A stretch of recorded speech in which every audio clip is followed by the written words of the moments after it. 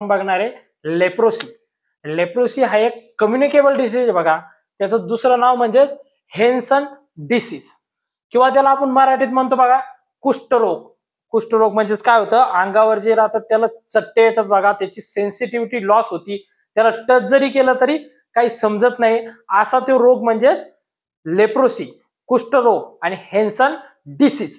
तर आज आपण बघूया त्याचा एजंट मध्ये मायकोबॅक्टेरियम लेप्री नावाचा जो बॅक्टेरिया आहे तो काय करतो, लेप्रोसीला कॉज करण्याचं काम करतो. लेप्रोसीला कॉज करण्याचं काम करतो. त्याच्यानंतर बघा इन्फेक्टिव्ह मटेरियल ज्या पेशंटला झालेला आहे त्यांच्यामध्ये जे नोज आणि थ्रोट सिक्रेशन राहतात त्यांच्यामध्ये हा बॅक्टेरिया दिसून येतो. प्रामुख्याने कशामध्ये, नोज सिक्रेशन आणि थ्रोट जे सिक्रेशन आहेत त्यांच्यामध्ये ते बॅक्टेरिया प्रेझेंट असतात. त्याच्यानंतर बघा मोड ऑफ ट्रान्समिशन, त्यांचं डायरेक्ट कॉन्टॅक्ट म्हणजेच काय, एखाद्या पेशंटला लेप्रोसी झालेला आहे, कुष्ठरोग झालेला आहे, त्याच्या डायरेक्ट कॉन्टॅक्ट मध्ये जर का आपण आलो, म्हणजे त्याला जर का आपण डायरेक्टली टच केलं तर आपल्याला होण्याचे चान्सेस असतात.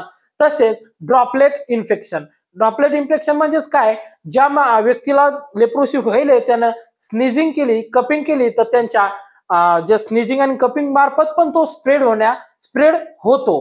तर ध्यानात ठेवा त्याचे मोड ऑफ ट्रान्समिशन काय आहे, डायरेक्ट कॉन्टॅक्ट आणि ड्रॉपलेट ट्रान्समिशन.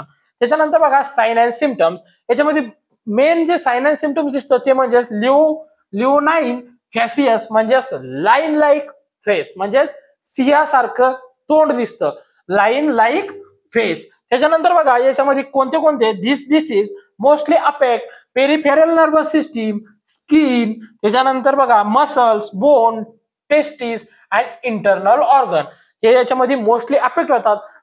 सोप्या भाषेत सांगायचं झालं की जी आपली वरची जी स्किन आहे त्याला जास्तीत जास्त अफेक्ट होतो. त्याच्यामध्ये पॅचेस येतात, त्या पॅचेसची सेन्सिटिव्हिटी लॉस होती, स्किनवर पॅचेस येऊन त्याची सेन्सिटिव्हिटी लॉस होती बघा. त्याच्यानंतर त्याच्यासाठी डायग्नोसिस केली जाते लेप्रोमिन टेस्ट. कोणती, लेप्रोमिन टेस्ट ही डायग्नोसिस केली जाते लेप्रोसिस मध्ये. त्याच्यानंतर बघा ड्रग ऑफ चॉईस, याच्यामध्ये मल्टी ड्रग थेरपी आहे. मल्टी ड्रग म्हणजे जास्त ड्रग द्यावं लागतात त्या डिसीज मध्ये आणि ते free of cost government supply करतं आपल्या आरोग्य ऑफिसवर. त्याच्यामध्ये बघा मेन जो ड्रग आहे, ड्रग ऑफ चॉईस आहे तो म्हणजे डॅप्सन हा ड्रग द्यावाच लागतो लेप्रोसी मध्ये आणि मल्टी ड्रग थेरपी पण द्यावा लागते आणि आपल्या प्रायमरी हेल्थ सेंटरवर free of cost government supply करतं. तर याच्यामुळं असा पेशंट जर दिसून आला तर त्या पेशंटला प्रायमरी हेल्थ सेंटरवर जाऊन आपली ट्रीटमेंट करून घ्यावी. अशा प्रकारे आपण आज लेप्रोसी हा डिसीज बघितलेला आहे.